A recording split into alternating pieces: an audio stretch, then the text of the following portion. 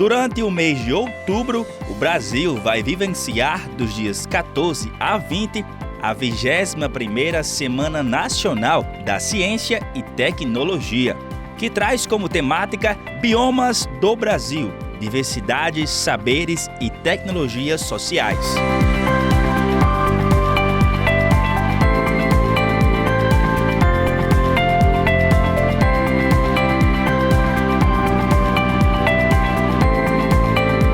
E pensando nisso, no quadro Mais Verde do Manhã TCM, você está acompanhando uma série especial sobre os biomas brasileiros.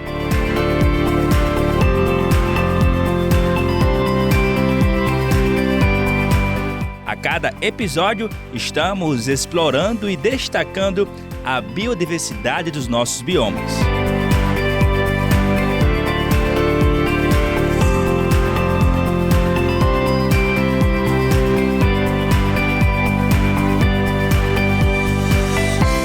E seguindo aqui a nossa série sobre os biomas brasileiros, chegamos ao Cerrado, esse importante bioma que vamos contar para você agora, dentro desse projeto tão bacana que estamos trazendo nesse mês de outubro, que está acontecendo a 21ª Semana Nacional de Ciência e Tecnologia.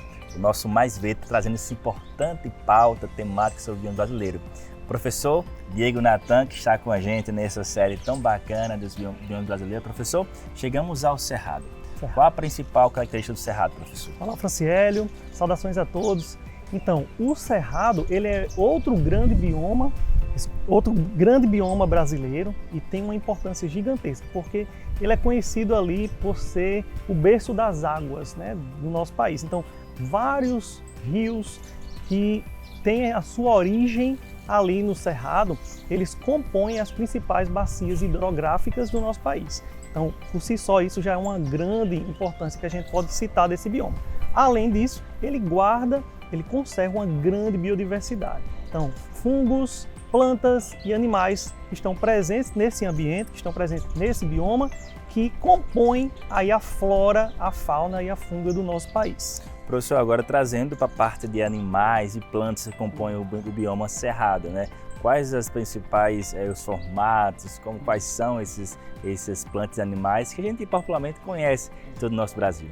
Então, as plantas e os animais do Cerrado, eles têm ali características, digamos assim, um pouco parecidas com a caatinga, porque o Cerrado ele também tem ali o seu período chuvoso, o seu período seco, e os animais e as plantas desse ecossistema acabam se adaptando a essa mudança, né? A esse período com água, esse período sem água. Claro que, por exemplo, as plantas, a gente gosta muito sempre de falar que elas têm uma característica que é bem marcante, é a sobrevivência delas, ou a adaptação que elas têm a períodos que passam ali fogo.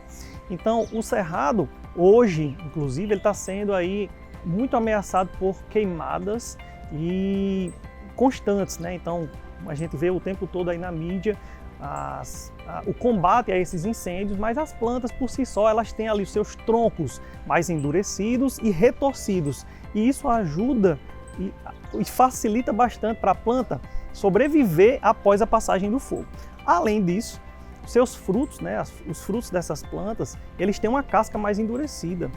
E quando o fogo passa, ajuda ali a rachar aquela casca e fazendo com que os frutos dispersem as suas sementes. Então, é uma adaptação bem interessante. E os animais, eles têm ali, muitos deles, eles conseguem sobreviver naquele período ali que a gente chama que é o período menos favorável, que a gente tem menos água disponível, e quando a água está disponível mais uma vez, eles têm ali a sua possibilidade de dar continuidade ao seu ciclo. Professor, quais são as adaptações, digamos assim, que os animais e também as plantas geralmente fazem durante essas queimadas para poder conseguir sobreviver nessas queimadas, porque são constantes. Às vezes algumas provocadas, como o senhor mesmo falou, outras faz parte normal da natureza, né? Como os animais conseguem adaptar para sobreviver nessas queimadas? Muitos desses animais, eles procuram, né, o berço ali da origem dessas águas para tentar escapar desses incêndios, né? E outros, eles podem tentar, né, esconder em algumas árvores que tem ali um tronco mais robusto, por exemplo, ou eles podem, na maioria das vezes, eles tentam fugir, né, os animais. Agora as plantas, elas têm essas outras adaptações que eu mencionei. Professor, como o desmatamento do cerrado ele pode afetar no equilíbrio do Brasil? Então, o desmatamento do cerrado, assim também como de outros biomas, ele afeta uma série de características que a gente pode mencionar para todo o Brasil. Por exemplo, como ele tem origem ali, tem várias nascentes de rios que dependem desse ecossistema, quando a gente devasta o ecossistema, a gente também está afetando drasticamente essas nascentes desses rios. E aí, como eles banham as principais hidrografias do nosso país, você acaba afetando, né, esses outros biomas que dependem desses rios, que nascem lá, mas passam por outros biomas brasileiros. Além do que, essa devastação também causa um declínio na biodiversidade do cerrado. E aí, com esse declínio dessa biodiversidade, esse declínio da biodiversidade pode afetar, de uma maneira geral, outros biomas ali, na sua redondeza. Professor, é possível que algumas plantas e animais do cerrado possam viver, possam se adaptar a outras regiões do Brasil? Então, é uma das características interessantes que as plantas têm, né? Quando a gente retira essas plantas desses ambientes e elas chegam em outro bioma e elas acabam se ajustando àquele outro bioma.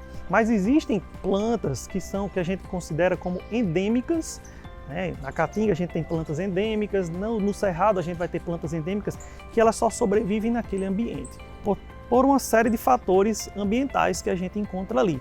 Então, quando a gente retira aquela planta daquele local, é tanto que muitas dessas plantas hoje são colocadas como em risco de extinção. Então, quando a gente retira essa planta daquele local, provavelmente em outro local ela não vai sobreviver porque não apresenta as mesmas características. Daí vem mais uma importância de cada um dos biomas brasileiros na conservação dessa sua biodiversidade. Professor, agora falando em plantas, né? Quais as principais plantas que a gente conhece no Cerrado, popularmente conhecida? O Cerrado é rico, então, em algumas arbóreas, arbustos e gramíneas, né? Alguns mais comuns, assim, lá no Cerrado é o pequi. Não sei se alguém já comeu o famoso arroz com pequi, né? Muito famoso lá. O cajuzinho do Cerrado, que também é muito utilizado. Algumas espécies de palmeiras também que a gente encontra lá. E as gramíneas, que são utilizadas, inclusive, para a fabricação de biojoias, como o capim-dourado. O capim-dourado, naquela região, ele é muito rico e ele traz ali um retorno para aquelas populações que convivem, né, harmonicamente com a sustentabilidade com o bioma do Cerrado. Então elas fazem biojoias e outros artefatos do artesanato local com esse capim dourado. É muito importante para a região. Professor, agora falando sobre estudos que possam ajudar, né, nesse combate, evitar os incêndios do Cerrado. A gente sabe que alguns deles são importantes acontecer, né, para essa questão dos frutos, para poder possam renovar os frutos, digamos assim. Mas como alguns estudos em termos de faculdade, em termos de população, podemos ajudar para evitar um pouco, a diminuir os incêndios no Cerrado? Os estudos voltados assim para as pesquisas que englobem a conservação do Cerrado, eles são importantíssimos, pois a partir desses estudos nós temos aí um conhecimento dessa flora e de como ela reage frente a essas várias ações antrópicas que nós vemos aí, que são ações provocadas pelo homem, pela humanidade, né? Então as queimadas, o corte ilegal dessa vegetação. Então, estudos que visem o conhecimento daquela biodiversidade, da flora local, vão auxiliar em projetos ou políticas de sustentabilidade, que visem ali trabalhar com a vegetação de uma maneira mais sustentável. Além da questão do fogo, professor, tem outro problema que afete muito a degradação do cerrado, que possa infelizmente afetar esse bioma tão importante no Brasil, além do fogo, o que mais temos de problemas no cerrado? Além do fogo, nós temos aí grandes devastações de áreas do cerrado para a produção, né, agrícola e para criação, né, de bovinos, principalmente naquela região. Então tem se retirado, né, cada vez mais o pessoal tem devastado essas áreas para colocar ali a agropecuária de uma maneira geral, e essa retirada da vegetação para a criação de uma monocultura ou de criação de gado, né, o cultivo de uma monocultura ou criação de gado tem feito aí trazido consequências gigantescas para toda a biodiversidade do Cerrado. Professor, como a gente falou no início, né, o Cerrado ele é responsável por grande parte da parte hídrica do nosso Brasil. Né? A gente sabe o quanto é importante ter a água para o nosso dia a dia, para a nossa sociedade. né? Como podemos ajudar esse bioma brasileiro, né? A produzir mais, a conservar mais, porque é importante aí falar sobre o Cerrado e falar de água em nosso Brasil.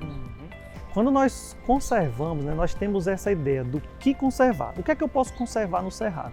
Quando eu ajo de uma maneira que eu não degrade o meio ambiente, por exemplo, cada um de nós podemos, né, cada um pode fazer a sua parte em termos de não poluir, em termos de conhecer mais, em termos de divulgar mais essa conservação do ambiente em si. Quando a gente conserva o ambiente como ele originalmente estava e está até hoje, a gente mantém ali a possibilidade daquela biodiversidade conservar os seus fatores que estão associados ali.